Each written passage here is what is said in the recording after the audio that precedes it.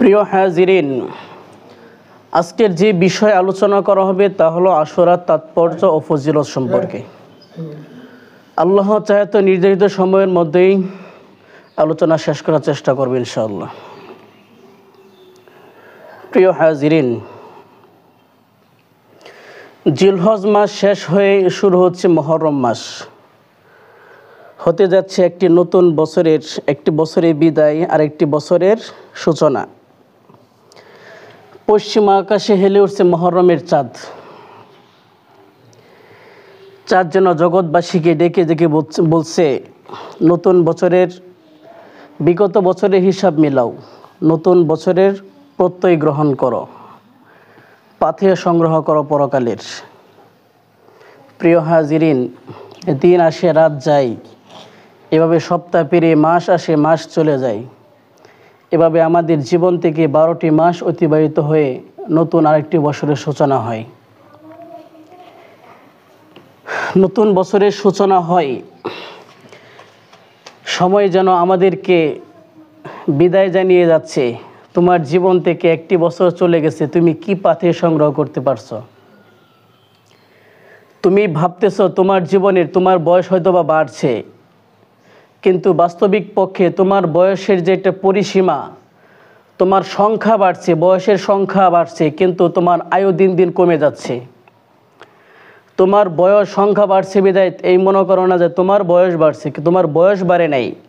তোমার যে একটা নির্ধারিত সীমা আছে, ওই সীমার মধ্য থেকে তোমার সংখ্যা বাড়ছে, কিন্তু বয়স বাস্তবিক পক্ষে আমাদের আয়ু কমিয়ে যাচ্ছে, সময় কমে যাচ্ছে। একটি বছর যে আমাদের জীবন থেকে গেল, আমরা কিভাবে পার করলাম? আল্লাহ তাআলা যে আমাদেরকে সৃষ্টি করেছেন, একমাত্র উদ্দেশ্য সেটা কি? আল্লাহ তাআলার ইবাদত করার জন্য। আমার জীবন থেকে তো একটি বছর ফুরিয়ে গেল, আমি নিজের জন্য কি করতে পারলাম? আখিরাতের জন্য কি কামাই করতে পারছি আর দুনিয়ার জন্য কি করতে পারছি? আমরা তো সারাক্ষণ দুনিয়া নিয়ে ব্যস্ত। আজকে যদি আপনি ইনকাম হিসাব করেন যে এক বছরে কত টাকা উপার্জন করতে পারছেন, হিসাব করছেন, সকলে একটা হিসাব থাকে যে এই বছর আমার ফসল হবে, ফসল এত মন ধান পাবো, ধান বিক্রি করে এত টাকা মন ধান বিক্রি করলে আমি বছরে যদি এত মন ধান বিক্রি করতে পারি তাহলে এত টাকা আমার ঘরে আসবে। বছরে যদি আমি 20,000 টাকা বেতন পাই তাহলে বছরে আমার প্রায় 2,40,000 টাকা মতো আসতেছে। একটা হিসাব আমাদের মধ্যে আছে, কিন্তু দুনিয়ার হিসাবের ক্ষেত্রে আমরা কখনো কমতি করি না। স্ত্রী সন্তানের জন্য আমরা কতটুকু ব্যয় করছি, আমার সাংসারিক ক্ষেত্রে কতটুকু ব্যয় করছি, মাস শেষে আমরা সব হিসাব করি, কোন খাতে কি ব্যয় হয়েছে। কিন্তু আমার জীবন থেকে যে একটি বছর অতিবাহিত হয়ে গেছে, আমি আমার নিজের জন্য, আমার নিজের আখিরাতের জন্য আমি কতটুকু সঞ্চয় করতে পারছি, তা ওই হিসাব আমরা কখনো দেখি না, ওই হিসাব আমরা কখনো করি না। প্রিয় হাজিরিন, ঠিক তেমনিভাবে আমাদের জীবন থেকে আরবি একটি বছর অতিবাহিত হয়ে গেছে। শুরু হয়েছে নতুন বছর, আরবি হিজরি নতুন বছর আমাদের শুরু হয়েছে। নতুন বছরটা যেন আমরা আল্লাহ তাআলার ইবাদতের ক্ষেত্রে, আল্লাহ তাআলার ইবাদতের যেন আমাদের সময়টা কাজে লাগাইতে পারি। আল্লাহ তাআলা আমাদেরকে সেই তৌফিক দান করুক। আমরা বছরের শুরুতে একটি হিসাব করে নেই যে এত মন ধান আসলে আমি আমার খোরাকির জন্য এত মন ধান রাখবো, তাহলে আমার পুরো বছর চলে যাবে। এত মন যদি আমি ধান বিক্রি করি তাহলে এত টাকা আসবে, এই টাকা দিয়ে আমি আমার সংসার চালাবো, বাচ্চাদেরকে লেখাপড়া খরচ চালাবো। আমরা যেমনিভাবে দুনিয়ার হিসাব করি, ঠিক তেমনিভাবে আরবি বছর শুরু হয়েছে। আরবি বছরটা আমি কিভাবে কাটাবো, আমি কি কি ক্ষেত্রে আরবি বছরটা উপভোগ করব, আমার সময়টা কিভাবে কাটবে, ঠিক তেমনিভাবে ওই আরবি আমাদের জীবনটা যে অতিবাহিত হবে, এটার জন্য একটা রুটিন করা দরকার। প্রিয় হাজিরিন,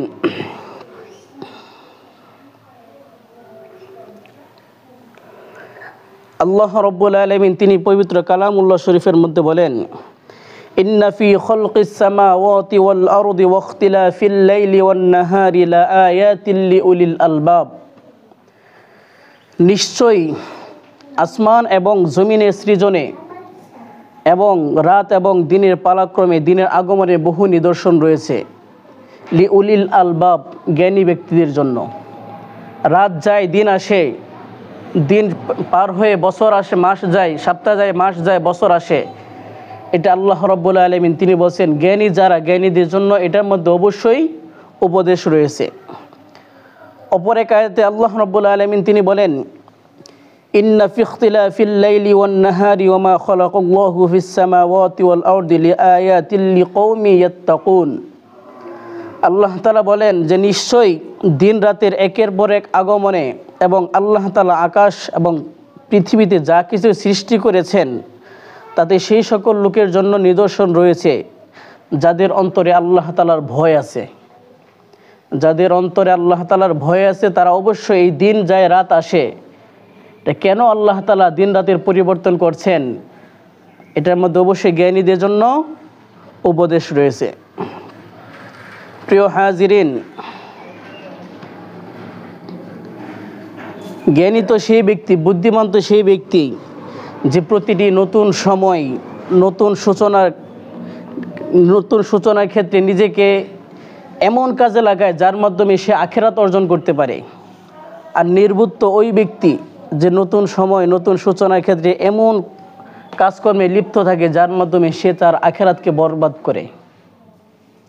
সুতরাং জ্ঞানী ব্যক্তির কাজ হলো সময়কে কাজে লাগানো।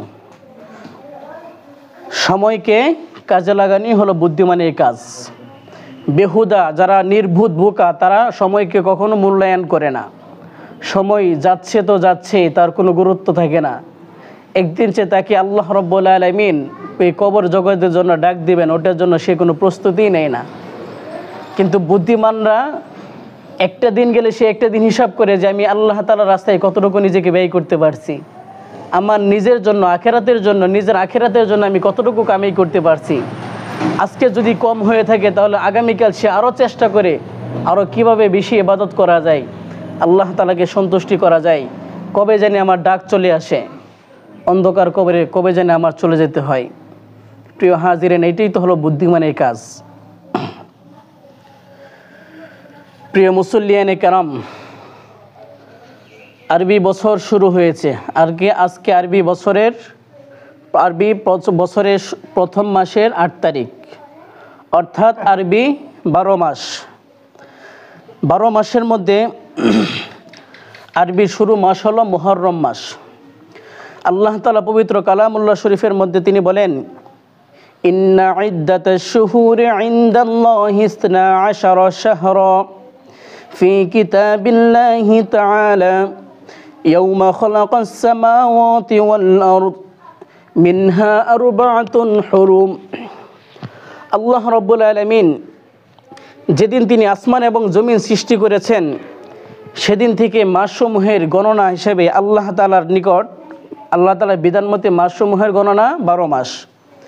মিনহা আরবাআতুন হুরুম, তার মধ্য থেকে 4টি মাস আল্লাহ রাব্বুল আলামিনের নিকট সবচেয়ে বেশি সম্মানিত। 4 মাসের মধ্যে 4টি মাস কি কি হাদিসের মধ্যে আসছে। বুখারী শরীফের বর্ণনা, আল্লাহ রাসূল বলেন এক লাগাতার হচ্ছে 3 দিন। একটা হচ্ছে জিলকদ, জিলহজ, মুহররম, আর একটা হচ্ছে রজব মাস। এই 4টি মাসকে আল্লাহ তাআলা বিশেষভাবে তিনি সম্মানিত করেছেন, মর্যাদাপূর্ণ করেছেন। অর্থাৎ এই 4 মাসের মধ্যে যুদ্ধ বিগ্রহ, অন্যান্য ফিতনা ফাসাদ সবগুলোই নিষিদ্ধ ছিল। এই 4টি মাস আল্লাহ তাআলা সম্মানিত করেছেন। এই 4টি মাসের মধ্যে যুদ্ধ বিগ্রহ, অন্যান্য কাজ বন্ধ ছিল। মানে বিশৃঙ্খলা, সমাজের মধ্যে বিশৃঙ্খলা তৈরি হয় বা অন্য ফিতনা তৈরি হয়, এমন সব কিছুই বন্ধ ছিল। এমনকি যুদ্ধ একটা গুরুত্বপূর্ণ বিধান, ফরজ। আল্লাহ তাআলা এই 4 মাসের মধ্যে যুদ্ধকে তিনি অব্যাহতি রেখেছেন। অর্থাৎ এই 4 মাসের মধ্যে যুদ্ধ করাও যাবে না। 4টি মাস সম্মানিত, 4টি মাসকে তোমরা বিশেষভাবে গুরুত্ব দাও। এই 4টি মাসের মধ্যে সবচেয়ে বেশি আল্লাহ তাআলা যেই মাসকে শাহরুল্লাহিল মুহররম বলেছেন, অর্থাৎ এই 4টি মাসের মধ্যে সবচেয়ে বেশি সম্মানিত যেই মাস সেটা হলো মুহররম মাস। অর্থাৎ আরবি হিজরি বৎসরের প্রথম মাস হলো মুহররম মাস। আল্লাহ তাআলা এই মুহররম মাসকে বিশেষ করে আল্লাহর মাস বলে উল্লেখ করেছেন। শাহরুল্লাহিল মুহররম অর্থাৎ আল্লাহ তাআলার মাস। মুহররম মাসকে আল্লাহ তাআলা মাস বলেছেন। এই সম্পর্কে একটি হাদিস বর্ণনা আছে। বর্ণনাকারী হযরত আবু হুরায়রা রাদিয়াল্লাহু তাআলা আনহু থেকে বর্ণিত, আল্লাহ রাসূল সাল্লাল্লাহু আলাইহি ওয়াসাল্লাম তিনি বলেন, আফদলুস সিয়ামি বা'দা রমাদান শাহরুল্লাহিল মুহাররম ওয়া আফদলুস সালাতি বা'দাল ফরিদাতি সালাতুল লাইল। আল্লাহ রাসূল সাল্লাল্লাহু আলাইহি ওয়াসাল্লাম তিনি বলেন, রমজানের পর সর্বোত্তম রোজা হলো মুহররম মাসের রোজা, এবং শাহরুল্লাহিল মুহাররম, আর এই মুহররমকে আল্লাহ তাআলার মাস বলে উল্লেখ করেছেন। ও আফদলুস সালাতি বা'দাল ফরিজাতি সালাতুল লাইল, এবং কি আল্লাহ তাআলা মুহররম মাসকে নিজের মাস বলে উল্লেখ করেছেন। এবং পাশাপাশি আরেকটি কথা বলেছেন, তা হলো যে আল্লাহ তাআলার ফরজ নামাজের পরবর্তীতে আল্লাহ তাআলা যে নামাজটিকে সবচেয়ে বেশি উত্তম বলেছেন, অর্থাৎ আফজল বলেছেন, সেটা হলো সলাতুল লাইল, অর্থাৎ রাতের নামাজ। এই রাতের নামাজ দ্বারা উদ্দেশ্য হলো তাহাজ্জুদের নামাজ। সুতরাং বোঝা গেল যে আল্লাহ তাআলার নিকট 12টা মাস, 12 মাসের মধ্যে সর্বোত্তম মাস কোনটা, সবচেয়ে বেশি আল্লাহ তাআলার নিকট প্রিয় মুহররম মাস। আর ফরজ নামাজের পরে আল্লাহ তাআলার নিকট সবচেয়ে বেশি প্রিয় যে নামাজ, সেটা হলো সলাতুল লাইল, অর্থাৎ রাতের নামাজ, তাহাজ্জুদের নামাজ। প্রিয় হাজিরিন, প্রকৃতপক্ষে 12টা মাস, সব মাসই তো আল্লাহ তাআলার মাস। তবে মুহররম মাসকে তিনি বিশেষভাবে আল্লাহর মাস বলার উল্লেখ করার কারণ কি? প্রশ্ন আসে না? 12 মাসেই তো আল্লাহ তাআলার মাস, কিন্তু শাহরুল্লাহিল মুহাররম, শুধুমাত্র মুহররম মাসকে বিশেষভাবে আল্লাহর মাস বলার উল্লেখ কারণ কি? সকল মসজিদই তো আল্লাহ তাআলার ঘর, ঠিক না? দুনিয়াতে যত মসজিদ আছে সবই তো আল্লাহ তাআলার ঘর। বাইতুল্লাহ তো আল্লাহ তাআলার ঘর, ঠিক না? কিন্তু বাইতুল্লাহ শরীফের আলাদা মর্যাদা বাইতুল্লাহ বলা হয় কেন? দুনিয়ার সমস্ত ঘরকে তো বাইতুল্লাহ বলা হয় না, শুধুমাত্র কাবা শরীফকেই তো বাইতুল্লাহ বলা হয়, ঠিক না? কাবা শরীফকে এই জন্যই বাইতুল্লাহ বলা হয় যে দুনিয়ার সমস্ত মসজিদের তুলনায় ওই কাবা ঘরের গুরুত্ব, মর্যাদা, ফজিলত সবচেয়ে বেশি। এই জন্যই আল্লাহ তাআলা বিশেষভাবে ওই কাবা ঘরকেই বাইতুল্লাহ বলেছেন। ঠিক তেমনিভাবে 12টা মাসই তো আল্লাহ তাআলার মাস। এই 12টা মাসের মধ্যে মুহররম মাস আল্লাহ তাআলার নিকট এমন কিছু আমল আছে, 12টা মানে মুহররম মাসের মধ্যে এমন কিছু আমল আছে যেটা আল্লাহ তাআলার নিকট সবচেয়ে বেশি প্রিয়। সুতরাং এই জন্যই আল্লাহ রাব্বুল আলামিন এই মুহররম মাসকে বিশেষ করে আল্লাহর মাস হিসেবে উল্লেখ করেছেন। প্রিয় হাজিরিন,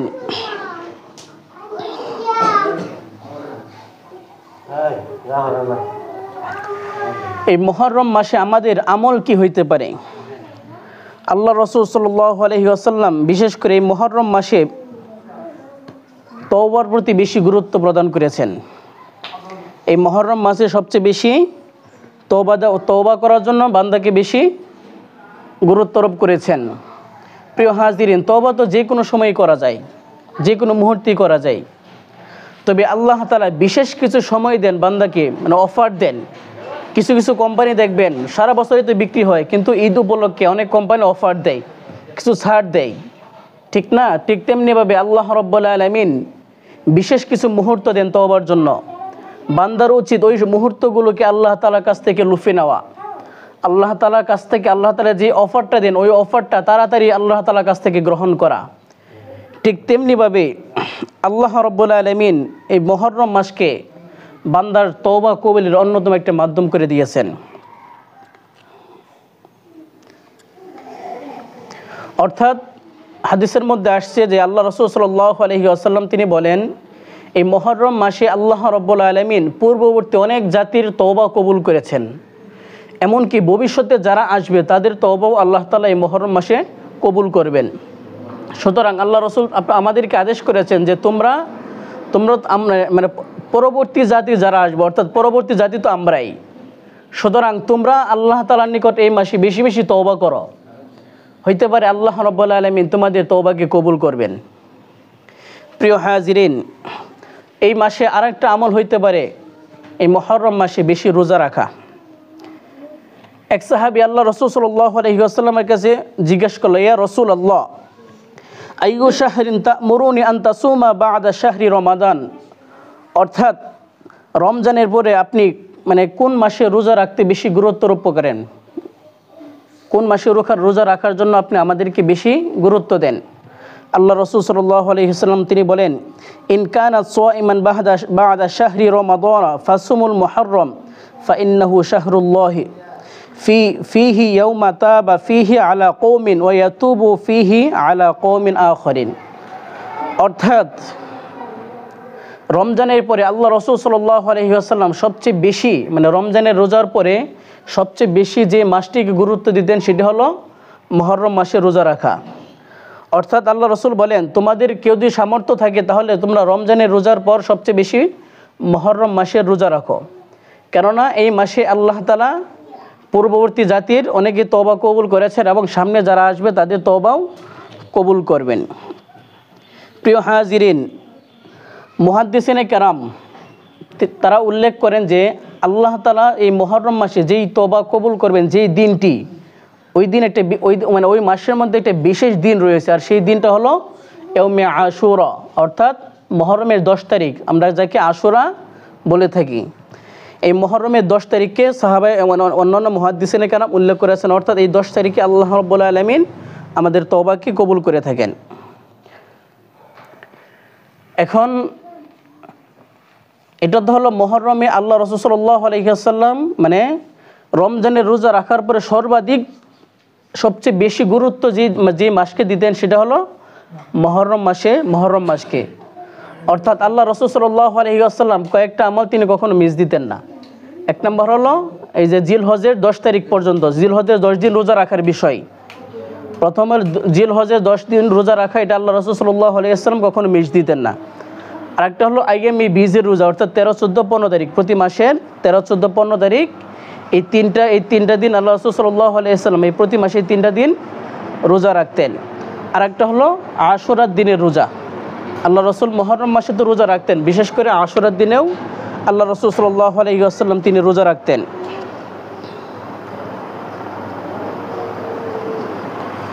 আম্মাজান হযরত আয়েশা সিদ্দিকা রাদিয়াল্লাহু তাআলা আনহা তিনি বলেন, আল্লাহ রাসূল সাল্লাল্লাহু আলাইহি ওয়াসাল্লাম উল্লেখ করছেন যে পূর্ববর্তী জাতি যারা ছিল তাদের উপর এই আশুরা রোজা ফরজ ছিল। পূর্ববর্তী জাতির জন্য আশুরা রোজা ফরজ ছিল। পরবর্তীতে যখন ইসলাম আবির্ভূত হলো, আল্লাহ রাসূল সাল্লাল্লাহু আলাইহি ওয়াসাল্লামের উপর রমজানের রোজা ফরজ হলো, তখন এই নফল আশুরা রোজাটা মুস্তাহাব হয়ে গেল। অর্থাৎ মুসলমানের উপর যখন রমজানের রোজা ফরজ হয়ে গেল, তখন আশুরা রোজা মুসলমানদের উপর মুস্তাহাব হয়ে গেল। আল্লাহ রাসূল সাল্লাল্লাহু আলাইহি ওয়াসাল্লাম তিনি বলেন, তোমাদের মধ্যে যার সামর্থ্য আছে সেজন্য রমজানের রোজা রাখার পর সে আশুরা রোজা রাখে। যে রাখতে পারে তার জন্য তো অবশ্যই কল্যাণ আছে, আর যে রাখতে না পারে তার জন্য কোনো বাধ্যতামূলক নেই। রমজানের রোজা ফরজ হওয়ার আগে আল্লাহ রাসূল সাল্লাল্লাহু আলাইহি ওয়াসাল্লাম নিজেও তিনি এই আশুরা রোজা রাখতেন। এক তো হলো আল্লাহ রাসূল সাল্লাল্লাহু আলাইহি ওয়াসাল্লামের কাছে মুহররম মাসটা খুবই সম্মানিত মাস। রমজানের পরে যে মাসটাকে তিনি সবচেয়ে গুরুত্ব দিতেন সেটা হলো মুহররম মাস। ঠিক তেমনিভাবে আল্লাহ রাসূল সাল্লাল্লাহু আলাইহি ওয়াসাল্লাম দিন হিসেবে যে দিনটাকে সবচেয়ে বেশি গুরুত্ব দিতেন সেটা হলো আশুরার দিন। অর্থাৎ রমজানের মাসে রমজানের রোজাকে প্রাধান্য দেওয়ার পরে মাস হিসেবে রমজান মাসকে তিনি বেশি গুরুত্ব দিতেন, আর দিন হিসেবে ইয়াউমে আশুরা অর্থাৎ মুহররমের 10 তারিখ আশুরার দিনকে আল্লাহ রাসূল সাল্লাল্লাহু আলাইহি ওয়াসাল্লাম সবচেয়ে বেশি প্রাধান্য দিতেন।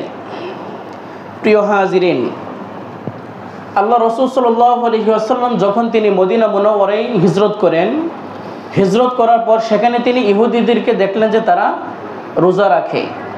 আল্লাহ রাসূল সাল্লাল্লাহু আলাইহি ওয়াসাল্লাম তাদেরকে জিজ্ঞেস করেন, মা হাযাল ইয়াউমুল্লাযী তাসুমুনাহু, আজকে এটা কোন দিন তোমরা এই দিনটিতে রোজা রাখো, অর্থাৎ তোমরা কি জন্য আজকে দিনটিতে রোজা রাখো? তারা উত্তর দিছে যে হাযা ইয়াউমুন আযীম আনজাল্লাহু ফীহি মূসা ওয়া কওমাহু ওয়া গররাকা ফিরআউনা ওয়া কওমাহু ফাসামাহু মূসা শুকরান ফানাহনু নাসুমুহু। অর্থাৎ ইহুদিরা উত্তর দিল যে এই দিনের মধ্যে অর্থাৎ এই আশুরার দিনের মধ্যেই আল্লাহ রাব্বুল আলামিন হযরতে মূসা আলাইহিস সালামকে ফিরআউনের কবল থেকে রক্ষা করেছেন। বনি ইসরাইলকে আল্লাহ রাব্বুল আলামিন এই দিনের মধ্যে মুক্তি দিয়েছেন।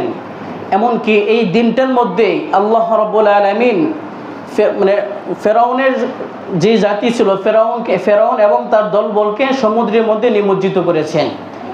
এই দিনের সম্মানার্থে আমরা রোজা রাখি। এমনকি হযরতে মূসা আলাইহিস সালাম এই দিনের সম্মানার্থে রোজা রাখতেন। তখন আল্লাহ রাসূল সাল্লাল্লাহু আলাইহি ওয়াসাল্লাম তিনি বলেন, ফানাহনু আহাক্কু আউলা বিমূসা মিনকুম, যে তোমরা হযরতে মূসা আলাইহিস সালামের সম্মানার্থে আশুরার দিনে রোজা রাখো, অথচ আমরা হলাম সবচেয়ে বেশি হকদার। অর্থাৎ এই দিনের মধ্যে মূসা আলাইহিস সালামের আমরা সবচেয়ে বেশি প্রিয় এবং নিকটবর্তী। সুতরাং মূসা আলাইহিস সালামের সম্মানার্থে তোমরা যেহেতু রোজা রাখো, তাহলে আমরা বেশি হকদার, সুতরাং এখন থেকে আমরাও রোজা রাখব। তখন সাহাবায়ে কেরাম রাদিয়াল্লাহু তাআলা আনহুম তারা তো আল্লাহ রাসূল সাল্লাল্লাহু আলাইহি ওয়াসাল্লামের কাছে আরজ করলেন, হে আল্লাহর রাসূল, আশুরার দিনও তো ইহুদিরা রোজা রাখে, আমরাও কি এই দিনের মধ্যে রোজা রাখবো? তখন আল্লাহ রাসূল সাল্লাল্লাহু আলাইহি ওয়াসাল্লাম তিনি বলেন, আমরা তাদের মুখালাফত করার জন্য একদিন আগে অথবা একদিন পরে রোজা রাখবো। ইহুদিদের সাথে যেন মিলে না যায়, এজন্য তাদের বিরোধিতা করার জন্য আমরা একটা রোজা বেশি রাখবো। তারা যদি সম্মানার্থে, নবীর সম্মানার্থে একটা রোজা রাখতে পারে, আমরা যদি বেশি হকদার, তাহলে আমাদের বেশি রাখা দরকার না, যেন ইহুদিদের সাথে মিলে না যায়। এজন্য আল্লাহ রাসূল সাল্লাল্লাহু আলাইহি ওয়াসাল্লাম মুহররমের 9 তারিখ এবং 10 তারিখ রোজা রাখার জন্য বিশেষভাবে গুরুত্ব দিয়েছেন। আল্লাহ রাসূল বললেন যে আগামী বছর থেকে ইনশাআল্লাহ আমি 9 তারিখে আর একটি রোজা রাখবো, 10 তারিখে তো রাখবোই, সাথে 9 তারিখেও একটি রোজা রাখবো। কিন্তু বড়ই পরিতাপের বিষয় হলো, এর পরবর্তী বছর আল্লাহ রাসূল সাল্লাল্লাহু আলাইহি ওয়াসাল্লাম আর জীবিত ছিলেন না, তিনি ইন্তেকাল করেছেন। কিন্তু আল্লাহ রাসূলের সমর্থন যেহেতু বলছে আমি বেঁচে থাকলে অবশ্যই আগামী বছর থেকে 9 তারিখে একটা রোজা রাখবো। এখন 9, 10 এই 2 দিন রোজা রাখা সবচেয়ে বেশি উত্তম। এখন যদি কেউ চায় যে 9 তারিখে রাখতে পারবে না, তাহলে সে 11 তারিখেও রোজা রাখতে পারবে, অর্থাৎ 10, 11 এই 2 দিনও সে রোজা রাখতে পারবে। তবে উত্তম হলো 9 এবং 10 তারিখের মধ্যে রোজা রাখা। এটা হলো নফল মুস্তাহাব রোজা। কেউ যদি রাখতে চায় তাহলে এই রোজার ফজিলত কি? আল্লাহ রাসূল সাল্লাল্লাহু আলাইহি ওয়াসাল্লাম তিনি বলেন, সিয়ামু ইয়াউমি আশুরা আহতাসিবু আলাল্লাহি আইয়ুকাফিরাস সানাতাল্লাতী ক্বাবলাহু। অর্থাৎ আল্লাহ রাসূল সাল্লাল্লাহু আলাইহি ওয়াসাল্লাম তিনি বলেন, এই দিনে যদি কেউ রোজা রাখে তাহলে আমি আশা রাখি যে আল্লাহ রাব্বুল আলামিন তার অতীতের 1 বছরের গুনাহ মাফ করে দিবেন। প্রিয় হাজিরিন, যে ব্যক্তি আশুরার দিনে রোজা রাখবে তাহলে আল্লাহ রাব্বুল আলামিন তার অতীতের 1 বছরের গুনাহ মাফ করে দিবেন। এটা হলো রোজার দিনের আশুরা রোজার ফজিলত। প্রিয় হাজিরিন, সাহাবায়ে কেরাম উল্লেখ করেন যে এই দিনের মধ্যে সাহাবায়ে কেরাম মহিলাদেরকে রোজা রাখার জন্য অনেক তাগিদ দিতেন। আল্লাহ রাসূল সাল্লাল্লাহু আলাইহি ওয়াসাল্লামের সাহাবীগণ বলেন যে তাদের বিবিগণ সন্তানদেরকে, তাদের বাচ্চাদেরকে রোজা রাখার জন্য তাগিদ দিতেন। এই দিনের মধ্যে বাচ্চাদেরকে রোজা রাখার জন্য সবচেয়ে বেশি তাগিদ দিতেন। এমনকি তারা বলেন যে আমরা এই দিনের মধ্যে বাচ্চাদেরকে অনেক খেলনাপাতি এইগুলো নিয়ে দিয়ে দিতাম, যেন তারা এই খেলার মধ্যে থেকে এই খোদার কথা ভুলে যায়, খাবার কথা যেন তারা ভুলে যায়। এভাবে তাদেরকে আমরা রোজা রাখার জন্য সবচেয়ে বেশি আগ্রহী করতাম। সাহাবায়ে কেরাম রাদিয়াল্লাহু তাআলা আনহুম তারা বলেন যে আশুরার রোজা আল্লাহ রাসূল সাল্লাল্লাহু আলাইহি ওয়াসাল্লাম তিনি বলেন, এই দিনের মধ্যে যারা রোজা রেখেছো তারা তো আলহামদুলিল্লাহ ভালো, আর যারা রোজা রাখো নাই তারা চেষ্টা করবে বাকি দিন অনাহারে থাকার জন্য। আল্লাহ রাসূল সাল্লাল্লাহু আলাইহি ওয়াসাল্লাম রমজানের রোজার পর সবচেয়ে বেশি যে গুরুত্ব দিতেন সেটা হলো এই আশুরার দিনের রোজা। প্রিয় হাজিরিন, তাহলে এই দিনের মধ্যে আমাদের করণীয় কি? 2টা আমল। অন্যান্য আমল তো করবই, তবে এই দিনের মধ্যে 2টাই বিশেষ আমল। সেটা হলো আল্লাহ রাব্বুল আলামিনের নিকট বেশি বেশি তওবা ইস্তেগফার করা। ইস্তেগফারে বিশেষ কিছু মুহূর্ত আছে, ওই মুহূর্তগুলোর মধ্যে অন্যতম একটা মুহূর্ত হলো ইয়াউমে আশুরা, অর্থাৎ মুহররমের 10 তারিখ আশুরার দিনে বেশি বেশি এই দিনটার মধ্যে আল্লাহ রাব্বুল আলামিনের কাছে তওবা করা। তওবার তো অনেকগুলো বাক্য আছে, আপনারা নিজেদের ভাষায় তওবা করতে পারেন। আল্লাহ তাআলা কিছু তওবার জন্য ইস্তেগফার শিখিয়ে দিয়েছেন, তার মধ্যে সর্বোত্তম তওবা হলো সাইয়্যিদুল ইস্তিগফার। আল্লাহুম্মা আনতা রাব্বি লা ইলাহা ইল্লা আনতা খালাকতানি ওয়া আনা আবদুকা ওয়া আনা আলা আহদিকা ওয়া ওয়া'দিকা মাস্তাতা'তু আউযু বিকা মিন শাররি মা সানাতু আউযু বিকা মিন শাররি মা সানাতু আবুউ লাকা বিনি'মাতিকা আলাইয়া ওয়া আবুউ লাকা বিযামবি ফাগফিরলি ফাইন্নাহু লা ইয়াগফিরু যুনুবা ইল্লা আনতা। এই ইস্তিগফারটা একটু বড়, ঠিক আছে, তবে আপনারা শিখে নিতে পারেন। ইস্তিগফারের মধ্যে সবচেয়ে বেশি আফজল যেটা সাইয়্যিদুল ইস্তিগফার বলা হয়, এই ইস্তিগফারটা আপনি বেশি বেশি করতে পারেন। এটা যদি না পারেন তাহলে আস্তাগফিরুল্লাহাল্লাযী লা ইলাহা ইল্লা হুয়াল হাইয়ুল কাইয়্যুম ওয়া আতুবু ইলাইহি, এটা বেশি বেশি আপনি ইস্তিগফার করতে পারেন। তাহলে আশুরার দিন আমাদের দুইটা আমল থাকবে। এক নম্বর হলো বেশি বেশি ইস্তিগফার পড়া। দুই নম্বর, আল্লাহ রাসূল সাল্লাল্লাহু আলাইহি ওয়াসাল্লাম এই দিনে রোজা রাখতেন। আমরা যাদের সামর্থ্য হয় রোজা রাখার চেষ্টা করবো ইনশাল্লাহ। অন্যান্য আমল তো করবো ইনশাল্লাহ, বিশেষভাবে এই দুইটা আমল আশুরার দিনের আমল। প্রিয় হাজিরিন, এই আশুরার দিন উপলক্ষে আমাদের সমাজের মধ্যে কিছু ভ্রান্ত রেওয়াজ আছে যে এই দিনের মধ্যে আমরা অনেকেই মিষ্টি বা অন্যান্য খাবারের আয়োজন করে, অনেক অনুষ্ঠানের আয়োজন করে, এই সমস্ত করে। প্রিয় হাজিরিন, এই সমস্ত সব কিছু হলো বেদাত। এই দিনকে উপলক্ষ করে, এই দিনের উসিলা করে যদি আপনারা অন্যান্য আয়োজন করতে চান, সবগুলো হলো বেদাত। আর যে ব্যক্তি বেদাতির ঠিকানা হলো জাহান্নাম।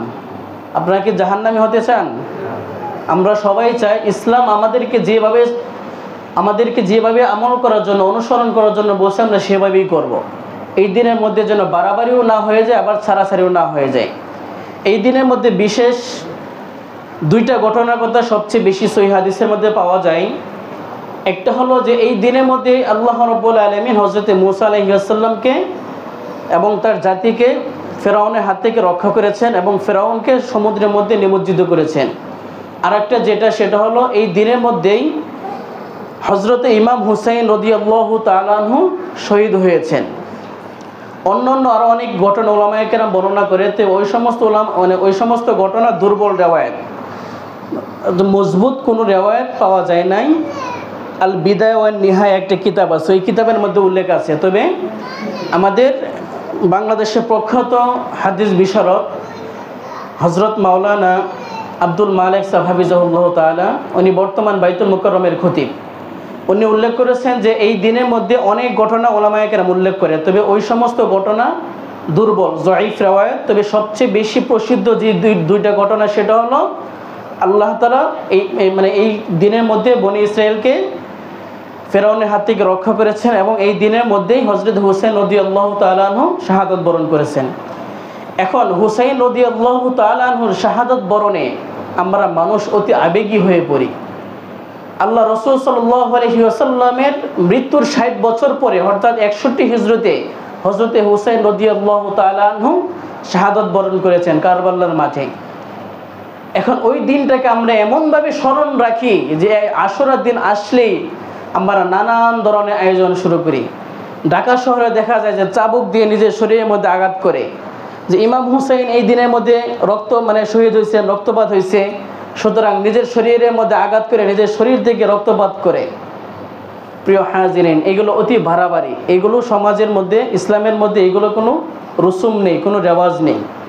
এগুলো খুব খেয়াল রাখতে হবে। এই দিনের মধ্যে যেন কেউ অতি বাড়াবাড়ি করতে না পারে এবং অতি ছাড়াছাড়ি করতে না পারে। যদি ইমাম হুসাইন রাদিয়াল্লাহু তাআলা আনহু ওনাকে কি সাহাবায়ে কেরাম কম ভালোবাসতেন? আমাদের চাইতে কি সাহাবায়ে কেরামের ভালোবাসা কম ছিল?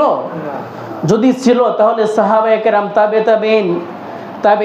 তাবেঈন, আমাদের বুজুর্গানে কেরাম, তারা তো আমাদের চাইতে তার প্রতি বেশি ভালোবাসা ছিল।